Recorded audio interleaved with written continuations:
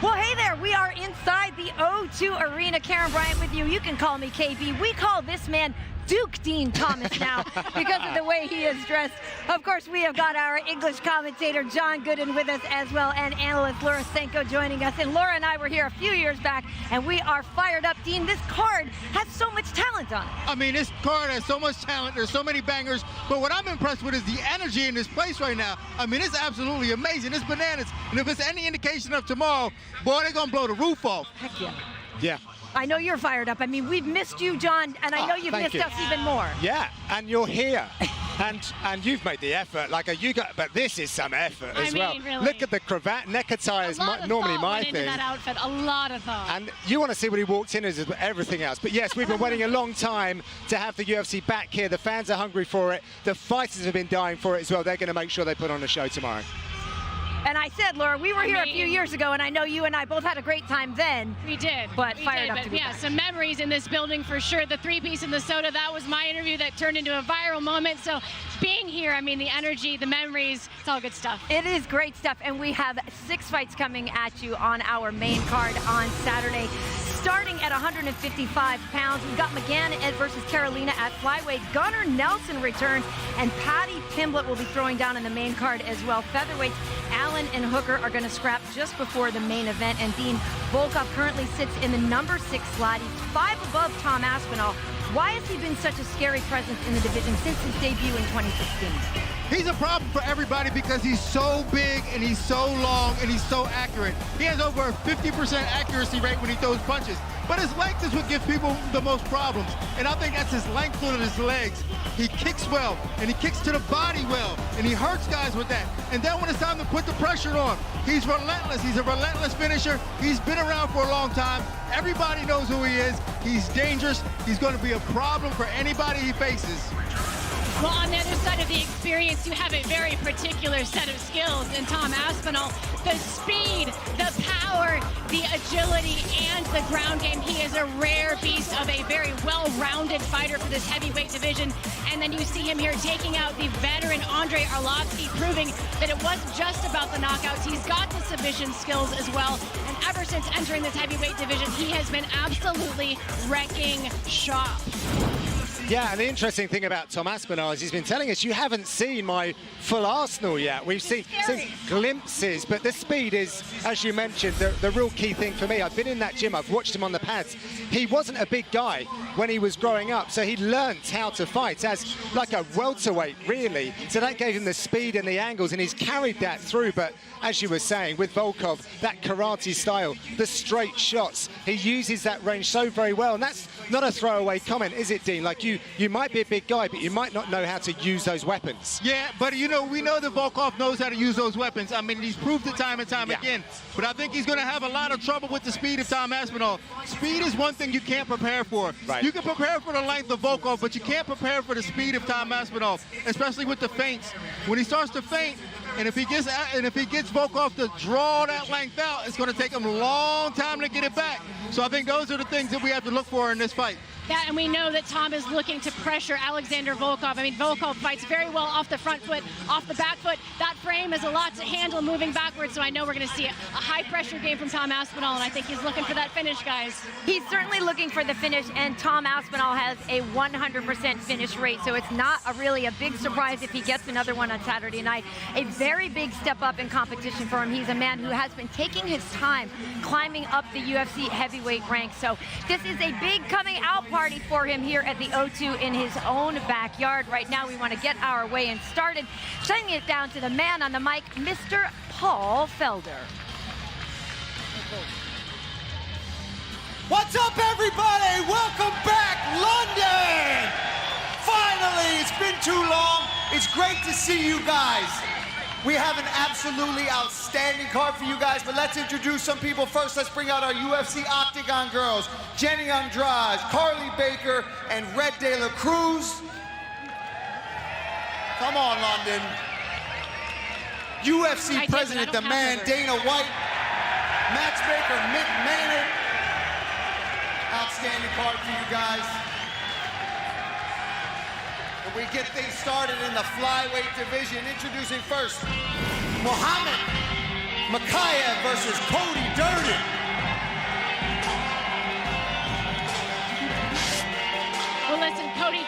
been an absolutely fantastic addition to the men's flyweight division, coming off the heels of a really good win over Archie Lang back in November. But you get the sense he's really still looking to announce himself here in the UFC. It took him a second to kind of get his feet under him, but I talked to him about this camp, and he said, I really wanted to shake things up. He spent about a week at Fortis MMA in Texas, and then he spent 3 weeks in the dorms, living in the dorms away from his family. 126. 126 for Cody, away from his family in the dorms at Coconut Creek, and he said that time really helped him stay focused, and he expects a very good performance. Mohammed Mokaev.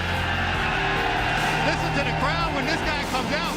This is a Dagestani fighter who's been training here in Europe for the last couple of years. As a teenager, training with all the pros. He's a two-time world IMF champion. He's a phenom. Undefeated. He's never lost as an amateur or a pro. 23-0 as an amateur, 6-0 as a pro. He's a guy that everybody's had their eye on. I've heard about this kid years before he even got here. I'm excited to see what he does and how he performs. He doesn't perform like the typical Dagestani wrestler style. He's got a very reckless style about him. He throws punches and bunches, combinations. He's going to be an exciting fighter in the good flyweight division. There we go. There we go. These guys have been chirping as well over social media. Yep. Good thing Dana's been working out. Good thing they're flyweights, too. He just grabbed him by his shorts. He held him. Up next is the women's strawweight division. Corey Poppins McKenna taking on Elise Reed. And here, coming over from the US, is former servicewoman Elise Reed. She is a former CFFC strawweight champion. She took her UFC debut way up. Like, Sajara Eubanks was 20 pounds heavier than what she was, so this is a very different fight. I think she's pressing reset for this one. Official weight 115. And that is her weight class. She's feeling much stronger. In fact, she came into this camp heavier than what she did when she was facing Sajara Eubanks. Well, listen, do not let Corey McKenna's age or her adorable face fool you, because she is an absolutely baby-faced savage.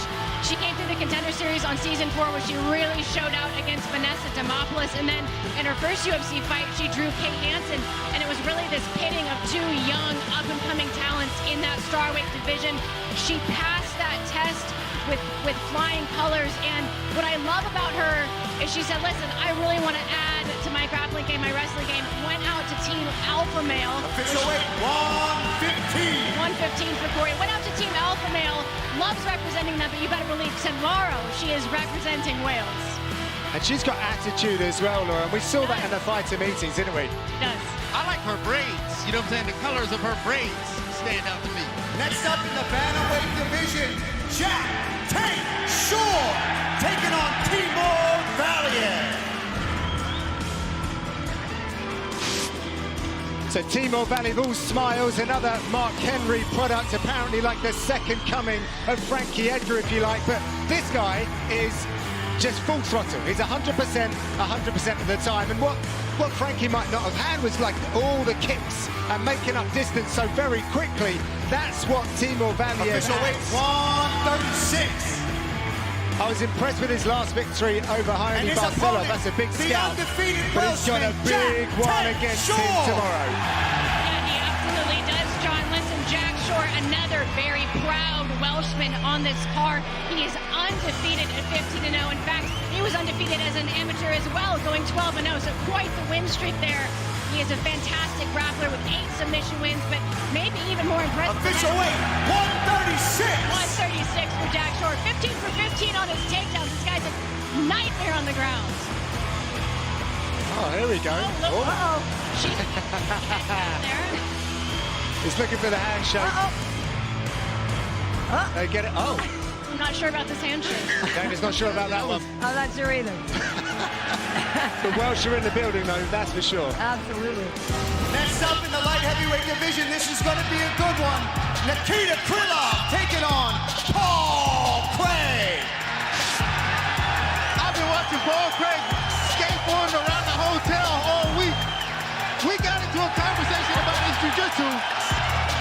Look at this. He don't have a problem pulling guard for the puts him in a position to get to his arsenal right away. This guy's a And his finisher, opponent, 100% finisher Nikita rate. Krylov. Well, how does Nikita Krylov follow that up? But we've got some boos for Nikita Krylov for sure. But listen, Nikita Krylov, Paul Craig may have had the more wild weigh-in, but Krylov is absolutely a wild man when he gets inside the octagon. He is an unbelievably fast starter. 21 first-round finishes, 11 wins by knockout.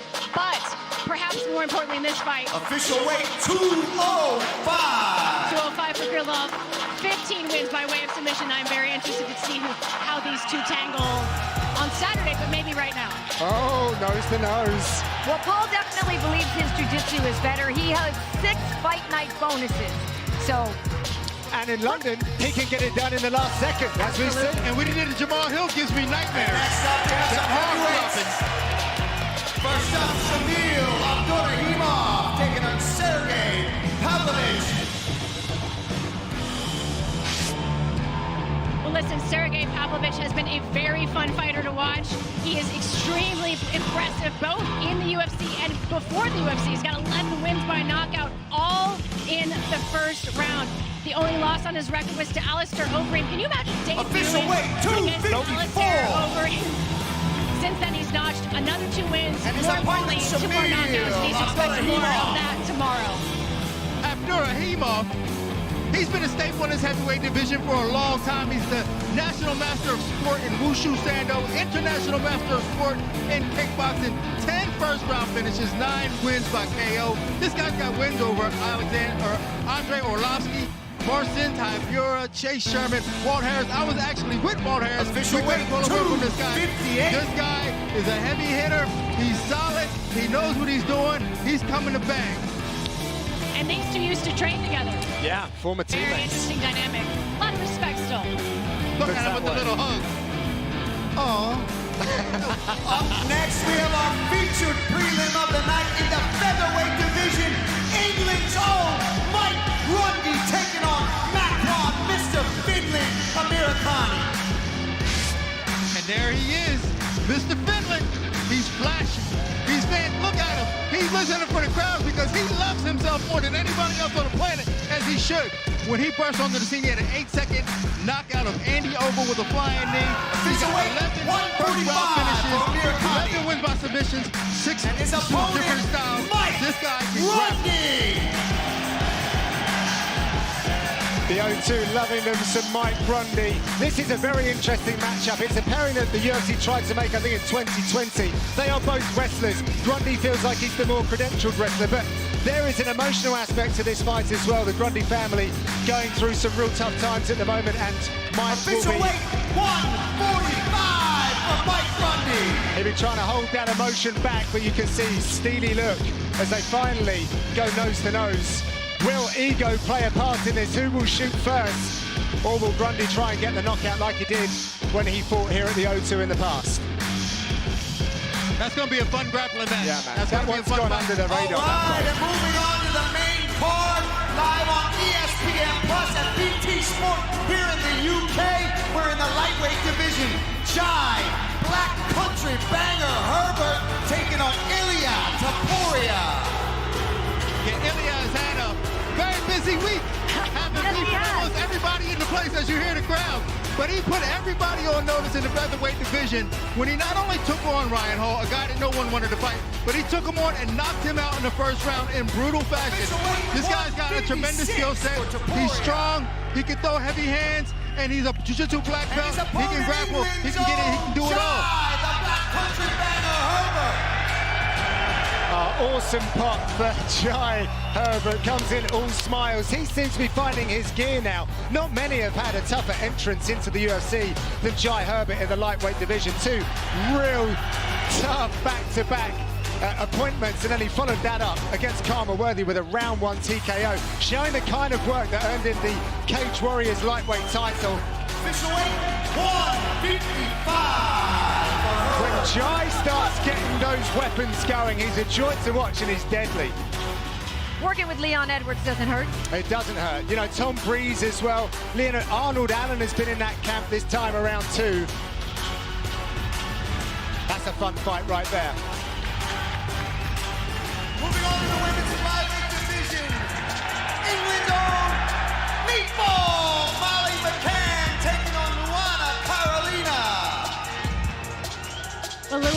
Carolina has looked very impressive thus far in the UFC. She's won 8 of her last 9 overall, including her Brazil Contender Series fight where she picked up a UFC contract. And listen, she is a tough look for any of the women in this flyweight division.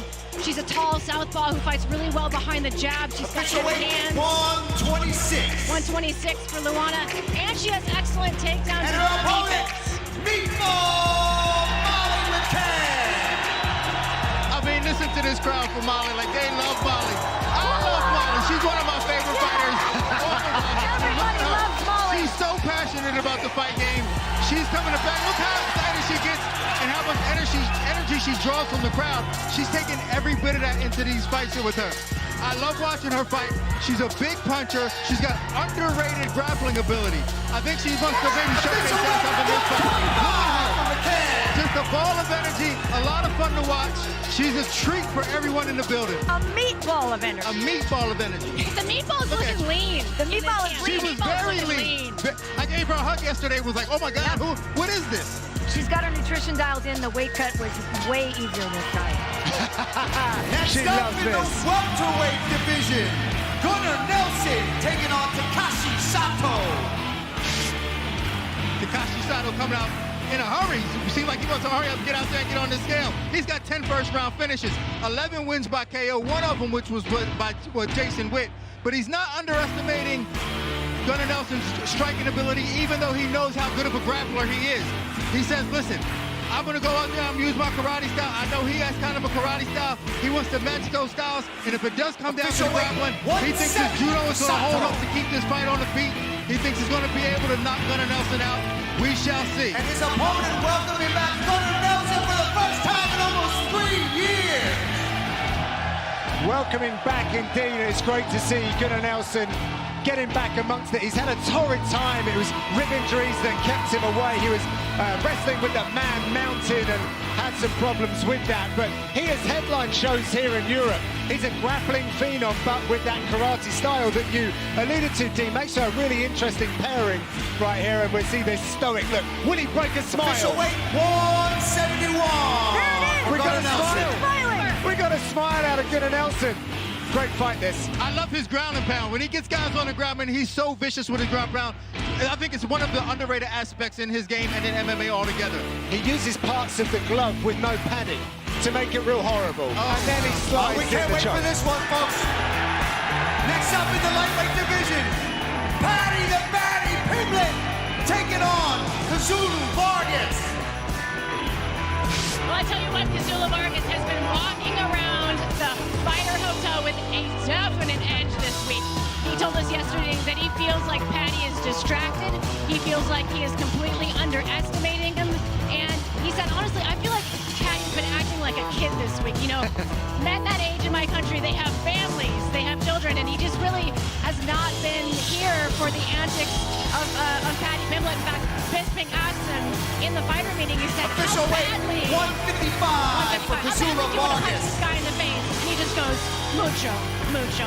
No interpretation needed on that one, guys. All right, with that said, Laura, we're going to say goodbye All right, for now. let's We'll hear see it you for backstage. Patty the Batty Pimblett. Listen to that. And look at him. He knows how to work the crowd. Paddy Pimblett. He's here for it all. He's here for the dust-ups in the foyer. He's here for the fight with Vargas. I mean, this guy, he's had one fight in the UFC. He's got a 7-figure deal, like, outside. It's just crazy. It's unprecedented. I've never seen anything like it. Official weight Came out on the scene. He hit the ground running when he hit the 155. scene. And he's a special talent and a special treat to everybody here. And he wants to fill out Anfield, which is going to be like 60,000 strong. He's saying this place isn't big enough for him, and he's all smiles here as... And you couldn't have two more opposite personalities with these guys. I mean, we got one, like you said, acts like a kid. I spoke to him earlier this week. He said his fan base are kids. Like, he's got the Next baby up face. is our Yeah, he's co-main something event else. of the evening in the featherweight division. Arnold Allen taking on Dan the Hangman Hooker. Oh, nice reception there for Dan Hooker. I thought as much as well. He comes all the way up from New Zealand.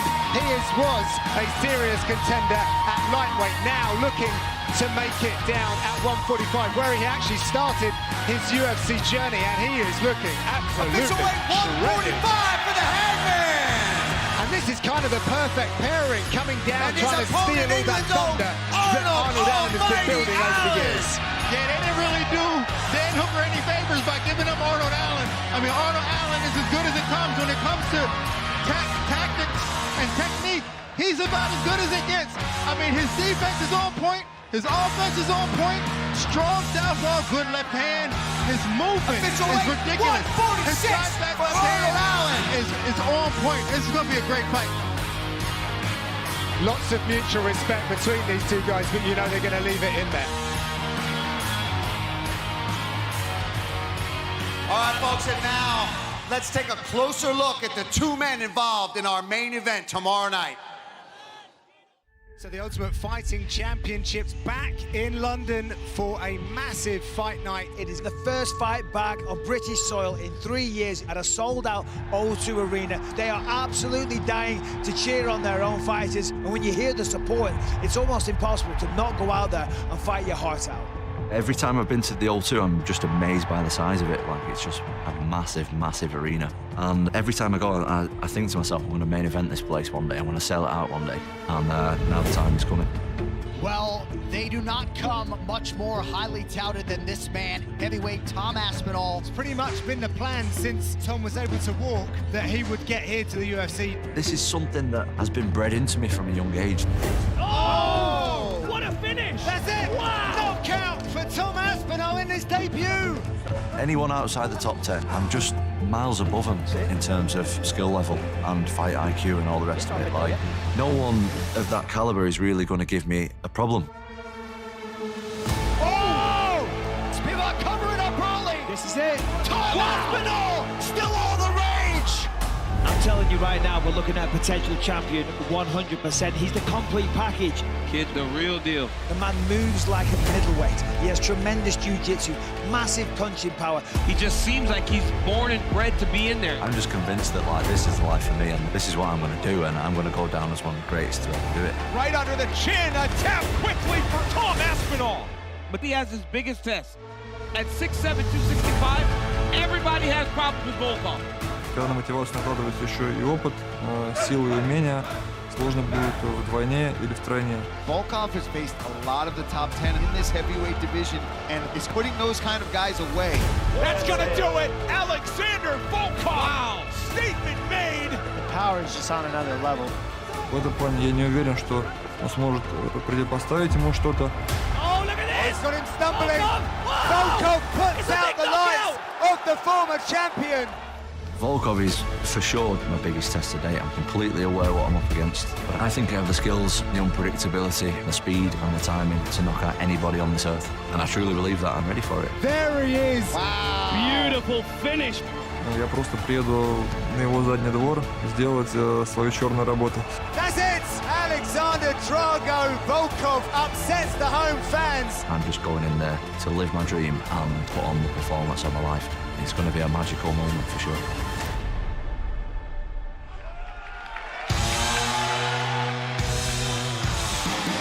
All right, let's hear it for the first half of your main event, London, Tom Aspinall. Well, he is taking it all in right now. Tom Aspinall is realising a dream in this very moment. And since he signed to the UFC, he's been realising just how good he is. Look at this, he's owning the stage right now. He just skips past the scales. No problem, we need a flex from you, Tom. Let these guys know this really is his launching pad fight. Official weight 252 for Aspinall. First time in front of UFC fans for Tom Aspinall. Alexander Drago Volkov. Yeah, no love for Volkov, but this guy is the real Ivan Drago from the movie. I mean, this guy has been around, he's done it all, he's been in with the best guys. He knows how to fight, he knows what he's doing, and he could be a real problem for Tom Aspinall if he gets his legs going. Official weight 253 for Volkov. not a lot between them in the weight stakes, Steve. Yeah, not a lot in between in the weight.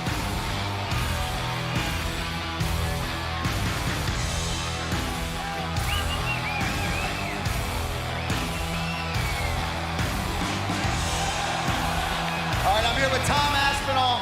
Tom, first main event to do that here in London with this crowd. How are you feeling going in tomorrow night, my friend? Listen, this is the biggest MMA event in UK history, and we're going to tear it up tomorrow night. England, let's hear it for Tom Aspinall. And I'm here with Alexander Volkov. Alexander, coming in here to London, taking on Tom. How excited are you to go out there and prove yourself yet again tomorrow night? We're making a big trip here to be here, and we're ready to make a big show, and I'm ready to get this win. All right, thank you, Al. Let's hear it for Alexander Volkov, ladies and gentlemen. Thank you, sir. Thank you. Guys, that's it for me. Thank you so much for coming out to London. We're so excited to have you back. Everyone's missed you. I'll see you guys tomorrow night.